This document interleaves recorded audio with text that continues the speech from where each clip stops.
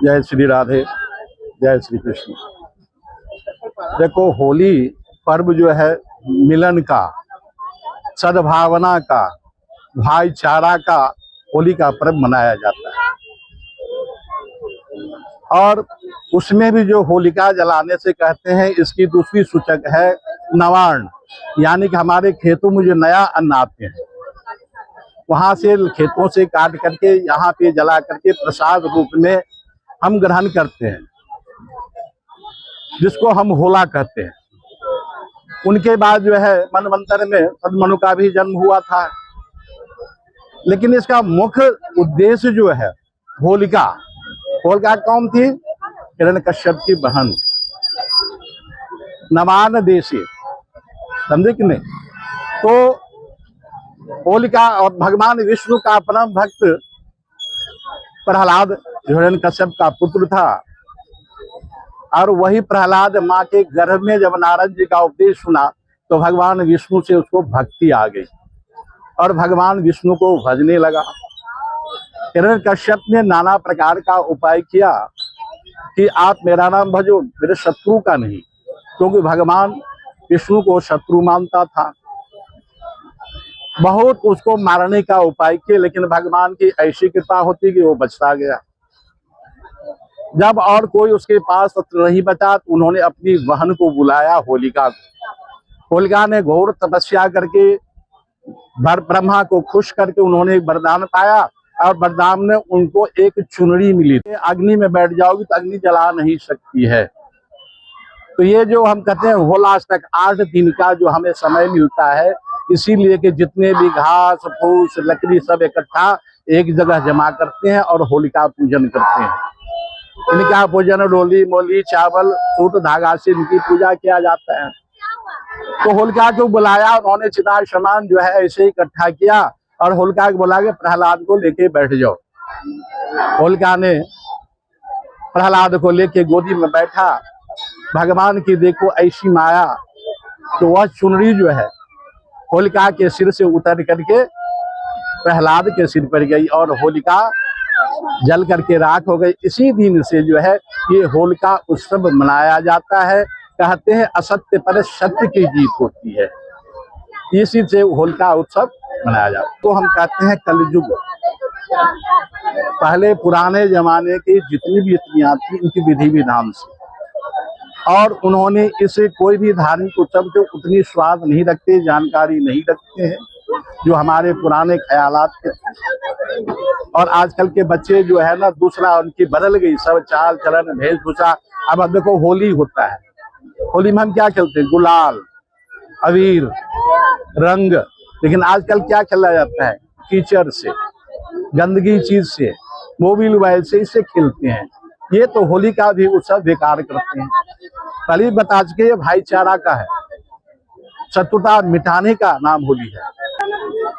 गोबर के उपले, पहले बताया कि होलाष्टक 8 दिन जो होता है, ये लकड़ी वगैरह घास फूस जमा करने का, जिनको हम होली जलाएंगे। तो उसमें जो है उपला, यानी कि गाय की गोबर का उपला बनते हैं, और विधि विधान से भगवान विष्णु की पूजा होती है, और विष्णु का पूजा करके वह उपला उनको समर्पित करते हैं कि अग्नि में मेरा भी कुछ अंश लग जाए। हाँ, आज पूर्णिमा के दिन, पूर्णिमा को तो ऐसे ही व्रत रखते हैं। लेकिन आज जो है हमारे मन में कुछ संदेह आ गया कि आज होली मनाए, कल जाके चंद्र ग्रहण है, परसों रंगोत्सव है। देखो आज 5:00 पे पूर्णिमा लग जाएगी, तो पूर्णिमा में ही होलिका दहन किया जाता है। कल जो है 5:00 तक पूर्णिमा सी है, उसके बाद एकम लग जाता है। इसलिए जो है होलिका दहन आज ही 7:15 बजे शाम को जलाया जाएगा। देखो, होलिका पूजन एक बुराई के उत्ते अच्छाई की जित है। राजा हिरणाकश्यप ने अपने पुत्र नूं मारन दे बहुत यतन किए प्रहलाद नूं। उन्हां विचों एक भी यतन है कि होलिका कौन है? होलिका राक्षस की भैन है, जिन्हों वरदान दे विच एक ऐसी चद्दर मिली सी कि जिंदे विच वो चद्दर नूं ओढ़ के किसी अग्नि च बैठ जावे तो उनके नाल अग्नि उन्हें कोई नुकसान नहीं पहुंचाती सी। ते होलिका ने अपने भरा हिरणाकश नूं दस्सिया ਕਿ ਅਗਰ ਪ੍ਰਹਲਾਦ ਨੂੰ ਮਾਰਨਾ ਹੈ ਤੇ ਮੈਂ ਚੱਦਰ ਓढ़ ਕੇ ਇਹਨੂੰ ਆਪਣੀ ਗੋਦ ਦੇ ਵਿੱਚ ਲੈ ਕੇ ਬੈਠ ਜਾਾਂਗੀ, ਚੱਦਰ ਤੋਂ ਬਾਹਰ ਰੱਖ ਕੇ, ਤੇ ਚੱਦਰ ਨਾਲ ਮੇਰਾ ਕੋਈ ਨੁਕਸਾਨ ਨਹੀਂ ਹੋਵੇਗਾ ਕਿਉਂਕਿ ਮੈਨੂੰ ਵਰਦਾਨ ਮਿਲਿਆ, ਔਰ ਪ੍ਰਹਲਾਦ ਖਤਮ ਹੋ ਜਾਵੇਗਾ, ਉਹਨੂੰ ਬਚਣ ਦਾ ਵੀ ਕੋਈ ਮੌਕਾ ਨਹੀਂ ਮਿਲੇਗਾ। ਜਿਵੇਂ ਹੀ ਇਹ ਗੱਲ ਸਾਰੀ ਪ੍ਰਜਾ ਦੇ ਵਿੱਚ ਪਤਾ ਲੱਗੀ ਤੇ ਪ੍ਰਜਾ ਵਾਸੀਆਂ ਨੇ, ਜਿਹੜੇ ਜਿੰਨੀਆਂ ਵੀ ਉੱਥੋਂ ਦੀਆਂ ਮਾਤਾਵਾਂ ਭੈਣਾਂ ਸੀ, ਉਹਨਾਂ ਨੂੰ ਪਤਾ ਲੱਗਿਆ ਵੀ ਸਾਡੇ ਪੁੱਤਰ ਪ੍ਰਹਲਾਦ ਨੂੰ ਅੱਜ ਹਰਨਾਕਸ਼ਪ ਨੇ ਇਸ ਤਰ੍ਹਾਂ ਮਾਰਨਾ ਹੈ। ਤੇ ਰਾਜੇ ਦੇ ਆਦੇਸ਼ ਦੇ ਉੱਤੇ ਸਾਰੇ ਜਣੇ ਆਪਣੀ ਆਪਣੀ ਸਮੱਗਰੀ ਲੈ ਕੇ, ਬਾਲਣ ਵਾਲੀ ਸਮੱਗਰੀ ਜਿਹਨੂੰ ਆਪਾਂ ਕਹਿੰਦੇ ਆ, ਉਪਲੇ ਬਣੇ ਹੋਏ ਆ, ਬਿਟਕਲੇ ਬਣੇ ਹੋਏ ਆ, ਘਾਸ ਫੂਸ ਹੈ, ਇਹ ਸਾਰੀ ਚੀਜ਼ ਇਕੱਠੀ ਕਰਕੇ ਇੱਕ ਬਣਾਈ ਜਾਂਦੀ ਹੈ, ਚੱਠ ਬਣਾਈ ਜਾਂਦੀ ਹੈ। ਉਹਦੇ ਵਿੱਚ ਹੋਲਿਕਾ ਪ੍ਰਹਲਾਦ ਨੂੰ ਲੈ ਕੇ ਬੈਠ ਜਾਂਦੀ ਹੈ, ਚੱਦਰ ਆਪਣੇ ਉੱਪਰ ਓढ़ ਲੈਂਦੀ ਹੈ ਤੇ ਪ੍ਰਹਲਾਦ ਨੂੰ ਗੋਦੀ ਦੇ ਵਿੱਚ ਬਿਠਾ ਲੈਂਦੀ ਹੈ। ਤੇ ਜਿਹੜੇ ਇੱਥੇ ਆ ਕੇ ਮਾਤਾਵਾਂ ਭੈਣਾਂ ਪੂਜਾ ਕਰਦੀਆਂ ਨੇ, ਉਹ ਇਹ ਪ੍ਰਹਲਾਦ ਦੀ ਰੱਖਿਆ ਦੇ ਵਿੱਚ ਪੂਜਾ ਕੀਤੀ ਜਾਂਦੀ ਹੈ, ਕਿਉਂਕਿ ਮਾਂ ਦੀਆਂ ਆਂਦਰਾਂ ਨਹੀਂ ਚਾਹੁੰਦੀਆਂ ਵੀ ਕਿਸੇ ਪੁੱਤ ਦਾ ਨੁਕਸਾਨ ਹੋਵੇ, ਤੇ ਉਹ ਆਪਣੇ ਵੱਲੋਂ ਕੋਸ਼ਿਸ਼ ਕਰਦੀਆਂ ਨੇ, ਵਰਤ ਰੱਖਦੀਆਂ ਨੇ ਹੋਲਿਕਾ ਦਾ, ਔਰ ਇੱਥੇ ਆ ਕੇ ਪੂਜਾ ਕਰਦੀਆਂ ਨੇ। ਜਿਹੜਾ ਕੱਚੇ ਸੂਤ ਦਾ ਧਾਗਾ ਲਪੇਟਿਆ ਜਾਂਦਾ ਹੈ, ਕਿਉਂਕਿ ਹਿੰਦੂ ਧਰਮ ਦੇ ਵਿੱਚ ਜਿਹੜੀ ਮੌਲੀ ਬੰਨ੍ਹਦੇ ਆ, ਇਹ ਰੱਖਿਆ ਇਹਨੂੰ ਕਹਿੰਦੇ ਆ, ਰੱਖਿਆ ਕੀਤੀ ਜਾਂਦੀ ਹੈ। ਤੇ ਔਰ ਰੱਖਿਆ ਦੇ ਰੂਪ ਦੇ ਵਿੱਚ ਹੀ ਹੋਲਿਕਾ ਦੇ ਚਾਰੋਂ ਪਾਸੇ ਜਿਹੜਾ ਕੱਚਾ ਸੂਤ ਲਪੇਟਿਆ ਜਾਂਦਾ ਹੈ, ਤਾਂ ਕਿ ਸਾਡੇ ਪ੍ਰਹਲਾਦ ਦੀ ਰੱਖਿਆ ਹੋ ਸਕੇ। ਔਰ ਪਾਣੀ ਦੀ ਫੇਰੀ ਇਸ ਕਰਕੇ ਦਿੱਤੀ ਜਾਂਦੀ ਹੈ ਕਿ ਜੋ ਸਮੱਗਰੀ ਉੱਥੇ ਜਵਲਨ ਸਮੱਗਰੀ ਲੱਗੀ ਹੈ, ਉਹ ਪਾਣੀ ਦੇ ਨਾਲ ਸ਼ਾਇਦ ਉਸ ਨੂੰ ਅੱਗ ਨਾ ਪਵੇ, ਇਹ ਸੋਚ ਕੇ ਪਾਣੀ ਨੂੰ ਉਹਦੇ ਉੱਤੇ ਛਿੜਕਾਵ ਕੀਤਾ ਜਾਂਦਾ ਹੈ। ਲੇਕਿਨ ਕਹਿੰਦੇ ਹੈ, ਜਾਕੋ ਰਾਖੇ ਸਾਈਆਂ ਮਾਰ ਸਕੇ ਨਾ ਕੋਏ, ਬਾਲ ਨਾ ਬਾਂਕਾ ਕਰ ਸਕੇ ਚਾਹੇ ਜਗ ਬੈਰੀ ਹੋਏ।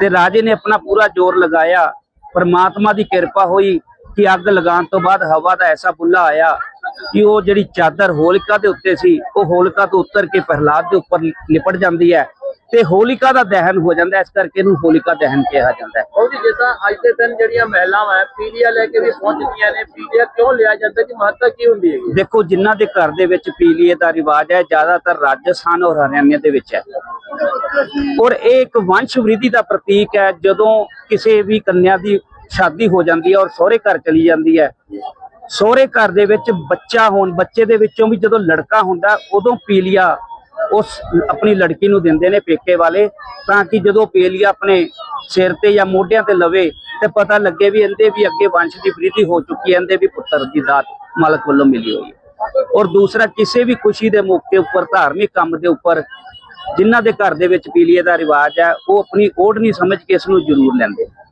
ਇਹ ਰੰਗ ਬਿਰੰਗੇ ਰੰਗਾਂ ਦਾ ਬਣਿਆ ਹੁੰਦਾ ਹੈ ਤੇ ਕਈ ਜਗ੍ਹਾ ਤੇ ਦੇਖਣ ਨੂੰ ਮਿਲਿਆ ਕਿ ਪੀਲੀਏ ਦੇ ਨਾਲ ਨੋਟ ਲੱਗੇ ਹੋਏ ਆ, ਬੇਰ ਲੱਗੇ ਹੋਏ ਆ।